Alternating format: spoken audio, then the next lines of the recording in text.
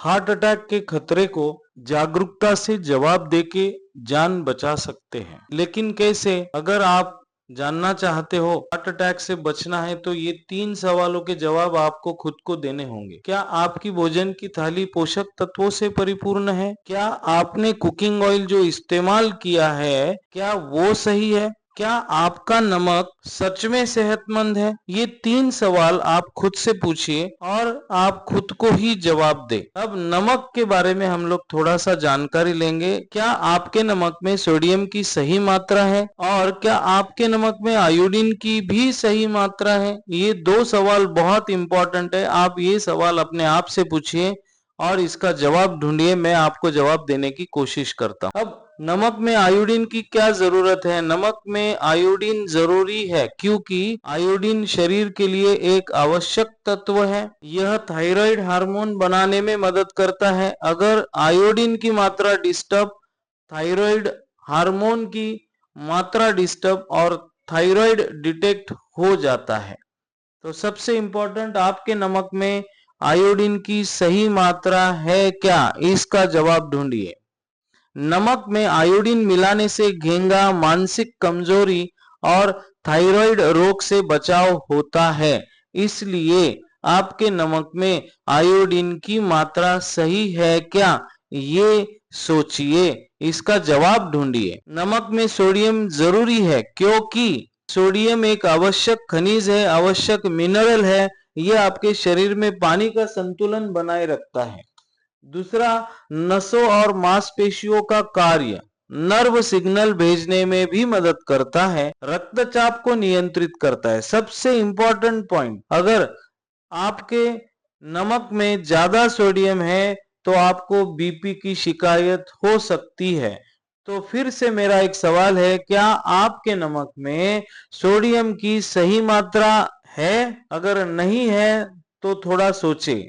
Sodium आपके पेट में जो अम्ल बनता है उसके निर्माण में भी मदद करता है। अब बात आती है आयोडीन सही मात्रा में है क्या? इंडियन फूड के हिसाब से डब्ल्यूएचओ ने एक आरडीए दिया हुआ है, रिकमेंडेड डाइटरी अलाउंस। आपके खाने में नमक में आयोडीन की मात्रा कितनी होनी चाहिए और प्रतिदिन व्यक्ति ने कितना आयोडीन लेना चाहिए ताकि आपके थायराइड हार्मोन सही तरह से बने और आप मानसिक रोगों से भी दूर रहे। तो डब्ल्यूएचओ कहता है कि एक स्वस्थ व्यक्ति को प्रतिदिन 150 माइक्रोग्राम आयोडीन की आवश्यकता होती है। गर्भवती महिलाओं को थोड़ी सी ज्यादा जरूरत होती है आयोडीन की। अब 150 माइक्रोग्राम का मतलब है 0.15 मिलीग्राम। अगर आपको 0.15 मिलीग्राम रोजाना लेना है तो आपके नमक में आयोडीन की मात्रा 30 पीपीएम है क्या? ये आपको चेक करना है। उसके साथ साथ अब मेरा सवाल है, क्या मार्केट में आयोडीन 30 पीपीएम होने वाला कोई सॉल्ट है? तो जी हाँ, मार्केट में एक सॉल्ट है जिसमें आयोडीन की मात्रा 30 पीपीएम है, आरसीएम स्वेच्छा सॉल्ट।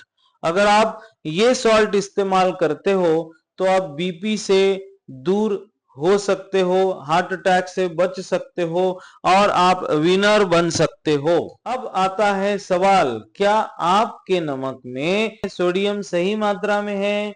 एक स्वस्थ व्यक्ति को प्रतिदिन लगभग 1500 मिलीग्राम सोडियम की आवश्यकता होती है। कौन कहता है? डब्ल्यूएचओ कहता है। और अपर लिमिट है 2300 मिलीग्राम। अब ऐसा कौन सा नमक है जिसमें आपको 2300 मिलीग्राम से कम और 1500 के आसपास सोडियम होना चाहिए? तो दोस्तों, आप जब भी नमक खरीदने जाओ तो उस पैकेट पर पीछे देखें कि वहां पर कंटेंट में सोडियम 4000 मिलीग्राम से कम होना चाहिए। क्यों ऐसा? तो कुछ कैलकुलेशन देखते हैं। लेकिन इससे पहले सवाल आता है कि मार्केट में ऐसा कोई नमक उपलब्ध है? जी हाँ, बिल्कुल है। तो देखिए, ये नमक है जिसे हम लोग आरसीएम स्वेच्छा सॉल्ट कहते हैं। सोडियम की मात्रा 3870 मिलीग्राम है। यस, और ये आरसीएम स्वेच्छा सॉल्ट है। अगर आप इसका इस्तेमाल करोगे तो आपके बॉडी में सोडियम की मात्रा कम जाएगी और आप हार्ट अटैक से, बीपी से बचोगे और आप लंबे समय तक विनर बने रहोगे।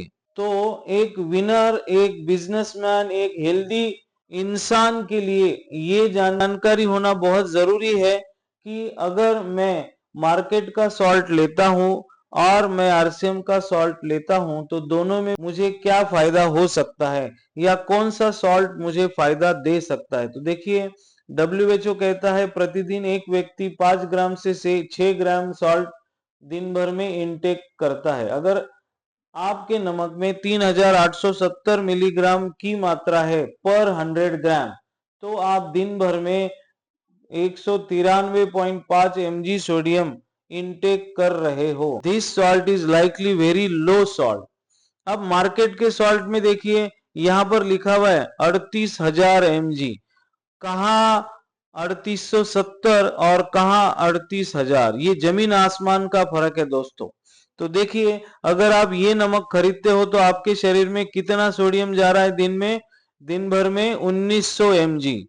2300 ये अपर लिमिट है, लेकिन 1900 अगर रोज आप खा रहे हो तो 200 से 1900 बहुत ज्यादा है। 200 आपके शरीर में जाना चाहिए या 1900 mg आपके शरीर में जाना चाहिए, चॉइस इज यूअर्स, क्योंकि दिल आपका है और दिमाग भी आपका है। तो जागरूकता के हिसाब से मैं आपसे कहना चाहूंगा, आप जो भी नमक इस्तेमाल करें उस नमक में आयोडीन की मात्रा ये 30 ppm होनी ही चाहिए और आपके नमक में सोडियम की मात्रा ये कम से कम, मतलब लो सोडियम सॉल्ट होना चाहिए।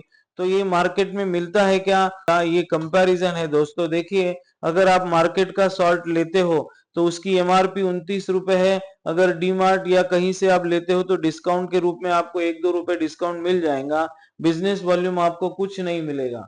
लेकिन अगर ये मार्केट का सॉल्ट लेते हो तो आप हार्ट अटैक के नजदीक नजदीक जा सकते हैं। मैं कह रहा हूं जा सकते हैं, क्योंकि 1900 mg पर डे अगर आप ले रहे हो तो हार्ट अटैक आने के चांसेस, आने की संभावनाएं बढ़ सकती है। उसी जगह पर अगर आप ये आरसीएम सॉल्ट इस्तेमाल करते हो तो ये मार्केट में एमआरपी के हिसाब से 24 रुपए का आता है, लेकिन आपको मिलेगा 20 रुपए में और इस पर बिजनेस वॉल्यूम आपको मिलेगा 7 रुपए। खाने का स्वाद भी और खाने के साथ साथ टेस्ट के साथ साथ जेब में बचत भी। Yes, decision is yours. अब इंपॉर्टेंट चीज है, क्या आयोडीन इवेपोरेट होता है?